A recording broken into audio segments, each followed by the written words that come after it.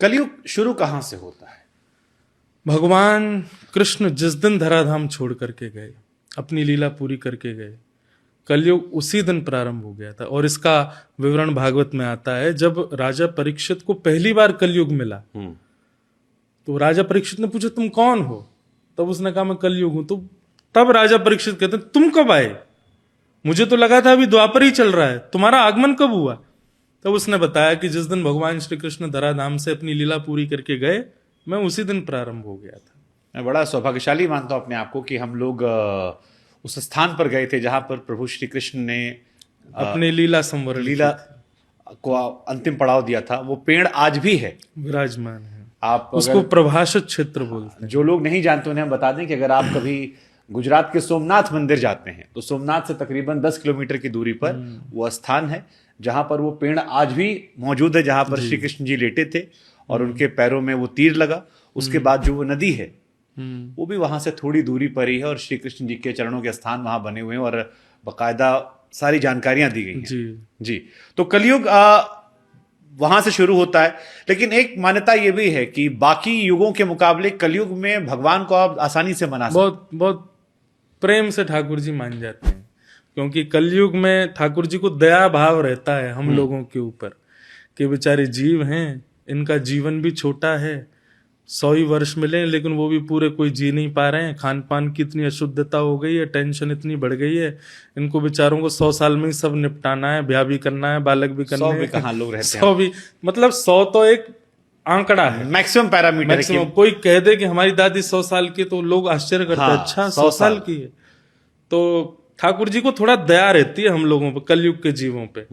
तो इसलिए कलयुग में ऐसा भी भाव है कि कोई महापापी भी एक बार भी भगवान नाम लेता है, ठाकुर जी के नेत्र सजल हो जाते हैं। अरे बेचारा देखो मुझको याद कर रहा है। जय श्री कृष्ण। इसलिए ठाकुर जी बड़े सहजता से कलयुग में प्राप्त हो जाते हैं। ये आपने एक अच्छी बात कही।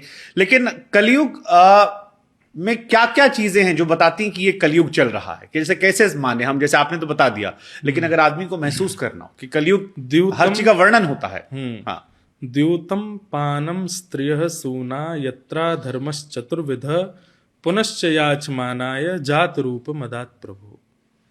कलयुग के 5 स्थान बताए गए हैं, जिसमें ये 5 स्थान परीक्षित जी नहीं दिए थे कलयुग को।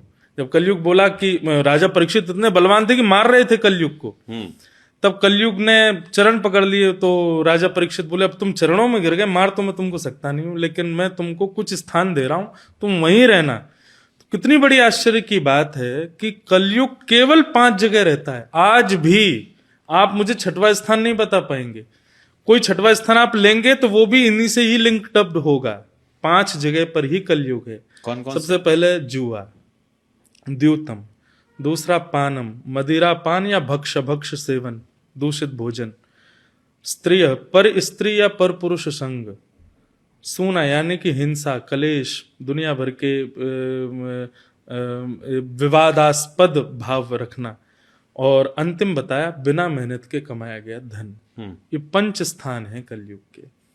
किसी के ऊपर कलयुग का प्रभाव है तो निश्चित है वो 5 स्थानों में से किसी एक स्थान में तो गया है, तभी कलयुग उस पर प्रभाव दिखा। प्रभाव कैसा प्रभाव? ये मतलब प्रभाव के बहुत सारे रूप हैं।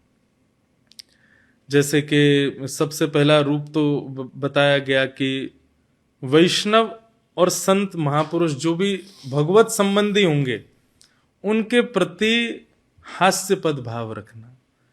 जैसे हम 2-3 पहन के निकल गए, बगलबंदी पहन के घूमते हैं। अब तो नहीं है ऐसा, अब तो थोड़ा थोड़ा बदल रहा है, लेकिन पहले एयरपोर्ट पे जाते थे लोग ऐसे देखते एलियन घूम रहा है हमारे एयरपोर्ट पे। मतलब धोती बगलबंदी पहनने वाले को ऐसा देखते हैं कि ये भी इंसान है क्या, ये भी रहते हैं क्या। ऐसी दृष्टि लोगों की बड़े बड़े शहरों में हो गई। पुराने शहरों में तो आज भी लोग धोती पहनते हैं। तो ऐसा वैष्णवों के प्रति भाव रखना, यह भी एक कलयुग का प्रभाव है। ठीक। माता पिता के प्रति केवल आजकल कई बालकों में ऐसे भाव आ जाते हैं कि उनका ना ज्यादा सम्मान करना, ना उनकी वैल्यू इतनी ज्यादा रखना अपने चित्त में, ये भी कलयुग का प्रभाव है। दूसरा, संबंधों को दूषित कर देना, चाहे वो पति पत्नी का हो, भाई भाई का हो, भाई बहन का हो, परिवार के जितने भी संबंध, उसमें दूषितता। कैसे मतलब? दूषितता आने का मतलब है जैसे कि किसी भी भाव से जैसे अब भाई भाई विवाद कर रहे हैं, एक भाई चाहे तो उसको विवाद को शांत करके और उसको उसका मार्ग ढूंढे, लेकिन नहीं, दोनों का भाव ये नहीं हमको अलग ही होना, विवाद ही हमारा कारण है, इसी से ही हम ठीक कर सकते हैं। माता पिता वादक बन रहे हैं किसी प्रकार की उन्नति में, और मन होता है कि माता पिता को त्याग दें, वृद्ध हो गए क्या करेंगे हमारे साथ रह के, इस प्रकार के भाव। पत्नी के प्रति किसी और के प्रति आकर्षित होकर पत्नी का त्याग कर देना या पति का त्याग कर देना, इस प्रकार के भाव। तो ये दूषितताएं संबंध में आ जाना, किसी व्यक्ति के भाव को दूषित करके दूसरों को बताना, ये सब कलयुग के प्रभाव है। तो ये तो मैंने बहुत सूक्ष्म सूक्ष्म भाव बताएं, इससे भी घिनौनी हरकतें। आप तो रहे हैं, न्यूज के एंकर भी रहे हैं और आपने कई सारी न्यूज देखी भी हैं, तो आपको तो खुद पता है कि लोग कितने दूषित स्थिति तक चले जाते हैं। ये सब कलयुग के प्रभाव है। पर इसमें विशेष रूप से ये कुछ हैं, जैसे कि धन को अपनी दासी समझना, उसको केवल अपने भोग के लिए ही प्रयोग करना, मद्यपान और भक्ष भक्ष सेवन करना, उसमें किसी भी प्रकार का हीन भावना ना आना, नहीं ये तो खाने के लिए बनाए, खाओ इसको, इस प्रकार का भाव रखना। पर स्त्री पर पुरुष संग करने में लज्जा ना होना, बस कर देना, उस पर ये विचार ना करना कि ये एक गलत मार्ग है, जबकि वो जानता है कि गलत है, तब भी उस कार्य को करने में लज्जा ना होना। शांति से कोई बात हो सकती है, लेकिन जबरदस्ती वहां जाकर के हठ पूर्वक लड़ाई झगड़े को बढ़ावा देना, और मैं मेहनत ना करूं और धन मुझे मिल जाए, इसके प्रति ज्यादा रुझान होना, ये सब कलयुग के प्रभाव।